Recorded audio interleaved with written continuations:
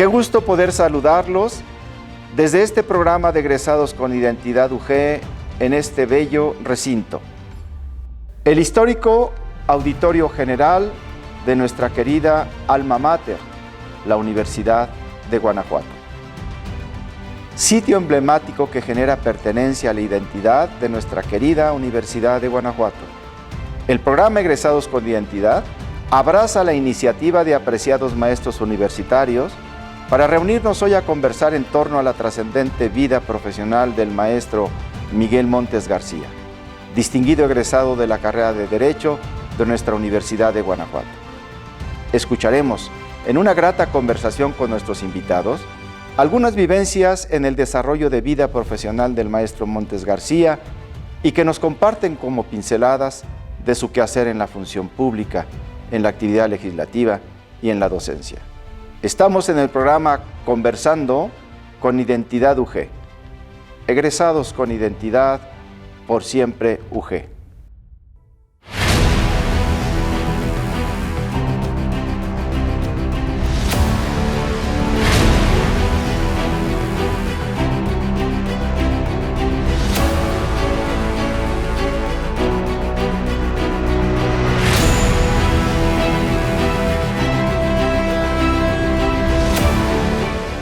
Qué gusto que nos acompañen una vez más el programa Egresados con Identidad. Estamos en diferentes episodios en donde tenemos un invitado egresado con identidad en esto que se llama Conversando con Identidad. Pinceladas con el maestro Miguel Montes García. Hoy me acompaña un egresado de la licenciatura en Derecho, profesor, funcionario público, litigante y un extraordinario amigo con el que me siento muy contento en platicar. Don Ignacio Navarro Rábago, bienvenido. Gracias, Toño. Gracias por la invitación. El motivo, pues, es cercano. Un grupo de profesores ha hecho la iniciativa y el programa Egresados con Identidad abraza la iniciativa, en donde queremos escuchar la cercanía que tuvieron con don Miguel Montes, tanto en su función pública, como en la actividad legislativa, como en el aspecto docente, con el aspecto cercano de convivencia de muchos momentos, que a lo mejor no encontraremos en otro lugar que no sea en la narrativa, en la convivencia, en la conversación que ustedes nos dan. Miguel Montes García, en una actividad cercana con Nacho Navarro, como lo conocemos. Muy bien, muchas gracias, Toño. Pues bueno, Miguel Montes García fue mi maestro en la universidad en quinto año, 1975-76. Ya, desde luego que ya sabíamos de él, habíamos oído de él mucho, pero no tenía yo ninguna relación con él. Fue mi maestro y ahí ya nos empezamos a tratar. ¿De qué materia? De laboral, derecho laboral. Derecho laboral. Sí. Miguel Montes fue laboralista. Al principio de su carrera, antes de terminar la carrera, lo nombraron procurador de la Defensa del Trabajo Federal, aquí en la Junta Federal de Conciliación y Arbitraje. Era el defensor de oficio de los trabajadores. Todo trabajador que no tenía un abogado llegaba con él y él lo atendía en lo que necesitara. Posteriormente, llegando a la gobernatura, el licenciado Torres Landa lo nombró presidente de la Junta Local de Conciliación y Arbitraje, que también nada más había una en todo el estado.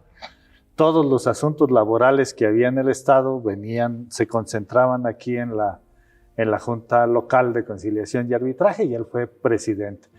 Quizá eso fue lo que lo determinó y siguió por ese camino. Cuando dejó la Junta Local, puso su despacho con enorme éxito. Hubo días en las que todas las audiencias que se celebraron en la Junta de Conciliación eran suyas. Incluso tenían ya la mecánica ahí en la Junta para que pudiera estar atendiendo varias audiencias al mismo tiempo, porque pues cada secretario de la Junta tenía una audiencia y él iba de escritorio en escritorio atendiendo los asuntos. Y bueno, y entonces quizá por razones naturales su despacho se convirtió en un despacho laboralista. No se negaba a llevar otro tipo de asuntos, pero el derecho laboral es muy, muy celoso. Tienes que tener muchos asuntos porque generalmente no ganas mucho dinero en cada asunto. Entonces tienes que tener muchos asuntos para que haya dinero suficiente, ¿no? Y entonces pues no puedes dedicarte a otra cosa más que a laboral. Y su despacho pues durante muchos años estuvo especializado en derecho laboral. Cuando era diputado, la última vez que fue diputado federal, cerró su despacho. Se separó de su socio, Hilarión Espinosa Ayala, y le dejó los clientes y todo. Desde luego que no hubo ningún pleito, ni mucho menos. Y dijo que su despacho se dedicaría a la gestión social, que ya no sería un despacho de litigio. Y entonces eso fue, ¿qué sería? 96, 97, no me acuerdo cuándo entró como presidente Carlos Salinas, pero en ese momento cerró su despacho. Y ya cuando volvió a abrir despacho, yo fui su socio. Ahí está. Y ya no era laboralista ese despacho. Ya, desde luego, no resistía la tentación de llevar un asunto laboral. Siempre nos salía más caldo el caldo que las albóndigas, porque como ya dije, para que un despacho laboral tenga éxito, se requiere tener muchos asuntos, y nosotros teníamos uno, pues nos costaba más el estacionamiento para ir a las audiencias que lo que pudiera dejar de honorarios en un despacho, en un asunto laboral. Sí tuvimos 2 asuntos laborales en donde ganamos muy buen dinero, pero por lo general el derecho laboral tienes que dedicarte a él en cuerpo y alma, si no, no es negocio. Y no, ya en esta etapa en la que yo fui su socio, el despacho atendía generalmente a sus amigos y no les decíamos respecto de ningún tema que ese no era nuestra especialidad, o que ese no sabíamos. Pues, si no sabíamos, nos poníamos a estudiar. Ahí está un vínculo muy importante. Vamos a hacer un espacio en esa cercanía como profesor, después anclado en el estado y en la región como un despacho en materia laboral por una formación, después la cercanía en esta segunda etapa de este despacho donde el maestro Nacho está en una actividad profesional cerca de Don Miguel. Regresamos con ustedes, estamos conversando con Identidad UG.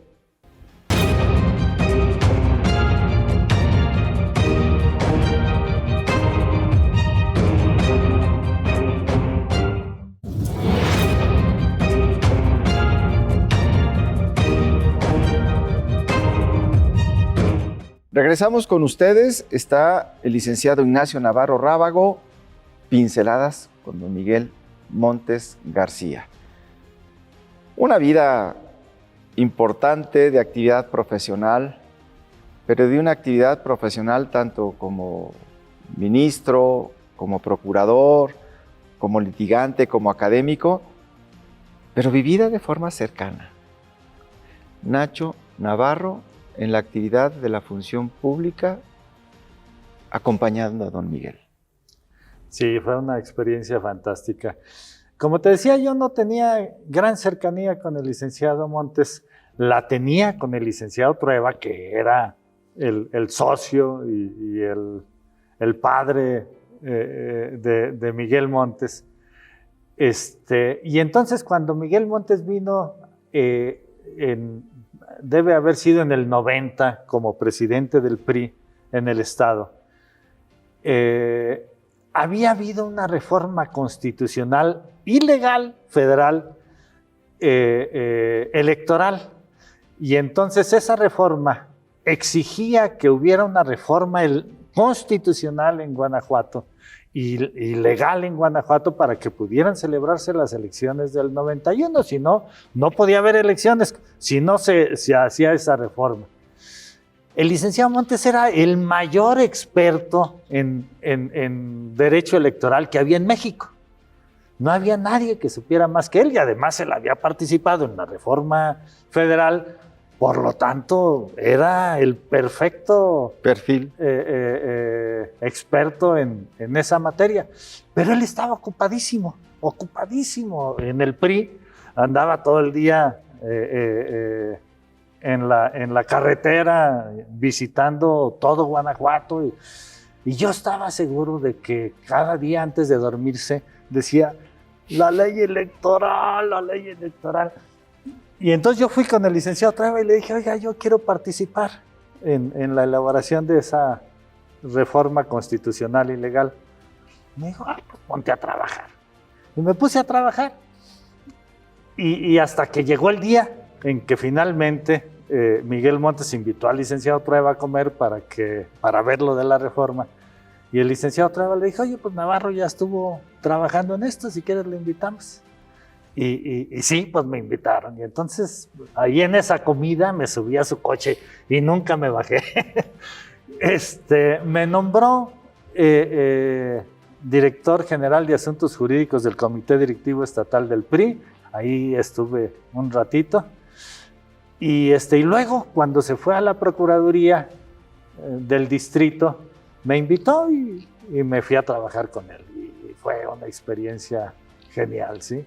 Teníamos un compañero que encontramos ahí lo conocimos, no era amigo nuestro, pero ya en la Procuraduría nos hicimos amigos, que decía: qué padre es trabajar para alguien que te dice que la línea es lo que dice la ley. Ay, no es posible otra cosa, ¿no? Pero Miguel Montes te la cumplía, era cierto. No, nunca hubo una línea en la función pública mientras yo estuve con él, nunca hubo una línea. ¿Qué es lo correcto? ¿Qué es lo que hay que hacer? Esa era su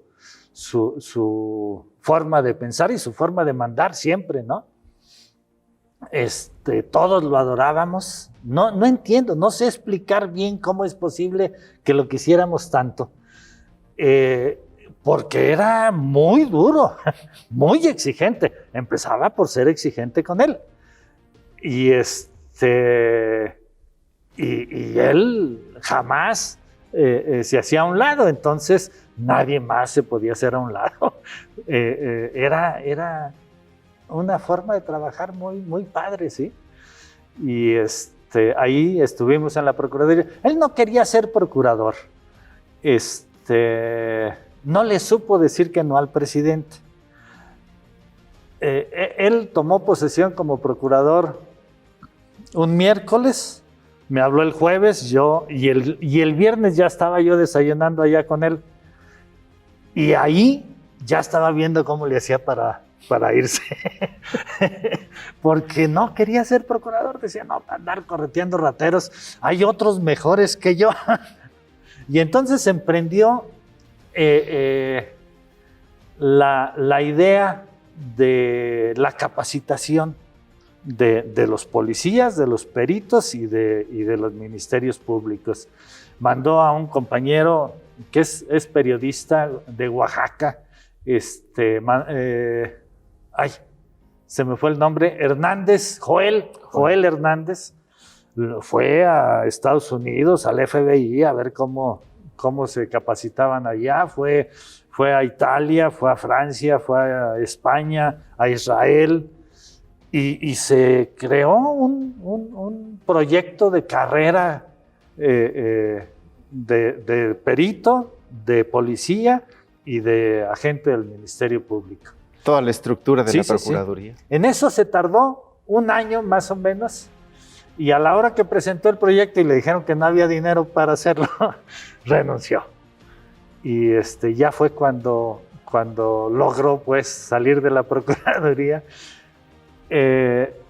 y se fue a la Suprema Corte, y yo pues por supuesto que me fui con él como su secretario de Estudio y Cuenta. Y estando en la Corte, falleció Luis Donaldo Colosio, y me empezaron a hablar de acá, de Guanajuato. Oye, que tu jefe va a ser el fiscal. Y les decía yo, no, ya aprendió a decir que no.